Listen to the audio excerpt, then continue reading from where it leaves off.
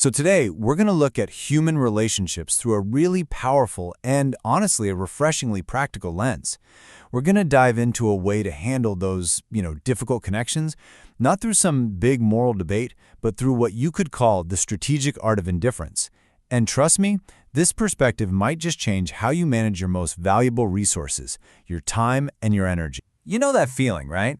You have a conversation, maybe you just spend some time with someone, and afterward you just feel totally wiped out, like your battery is at zero.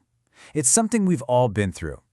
But what if the reason they drain you has less to do with them being bad people and more to do with something else entirely?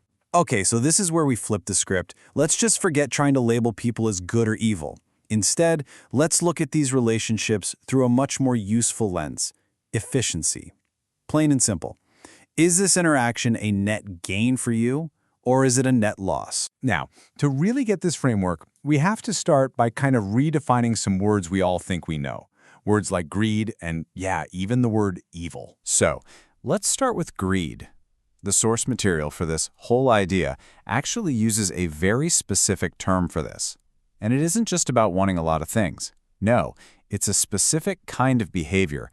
It's taking more than you need in a way that directly causes someone else to lose out.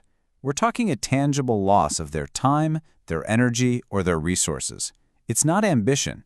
It's creating a zero-sum game where for them to win, you have to lose. And that exact same reframing applies to the word evil. In this system, evil isn't some kind of deep moral stain on a person's soul. It's just a behavioral pattern. You could call it a sustained, irresponsible self-centeredness.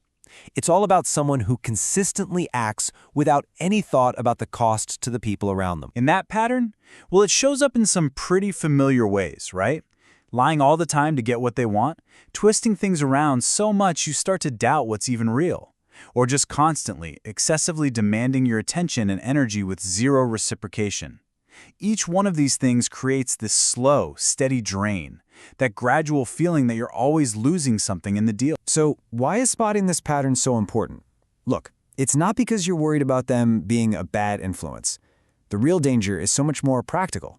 It's a direct threat to your own personal efficiency. Just think about it like this. In these draining relationships, you're consistently putting in, say, 90% of the energy, the time, the emotional labor, and what you get back is maybe 10%. It is a fundamentally unbalanced, deeply inefficient system. It's a bad deal. End of story. See, getting caught up in this kind of dynamic isn't some moral test you're failing. It's a strategic disadvantage.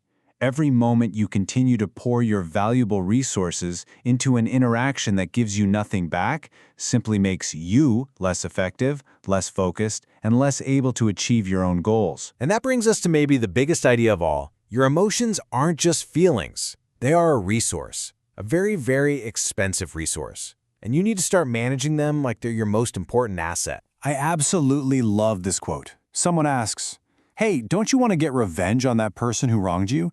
And the strategic answer is just brilliant. Only if I actually have an emotional attachment to them. This one idea just completely reframes how we should think about negative emotions.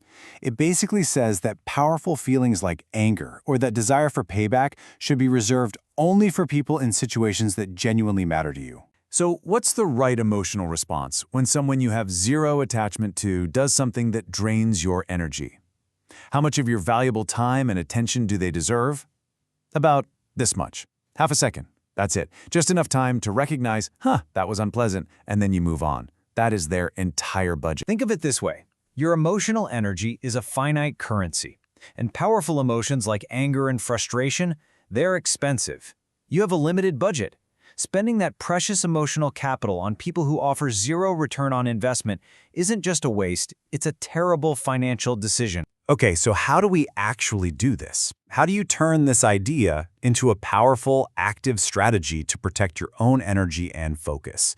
Well, it's all about mastering strategic indifference. Yeah, from the outside, it might look like you're just being cool and unbothered, but what's really going on inside isn't passive at all.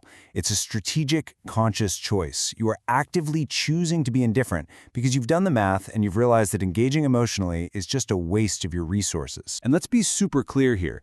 This is not about just passively accepting bad behavior. It's a discipline. It's a deliberate choice to withhold your most valuable asset, which is your attention. You actively refuse to let them take up space in your head because you get that even thinking about them is an expense you can't afford. This is how indifference becomes your most powerful strategic weapon. You know, the entire mindset really boils down to this. I am not a moral idealist. I guard against evil because it ultimately harms my life. My emotions are valuable resources, and I will not give them to just anyone. It's not about being a saint. It's about being a pragmatist. It's about smart, strategic self-preservation. So if there's one thing to take away from all of this, it's this. Start treating your emotional energy with the respect it actually deserves.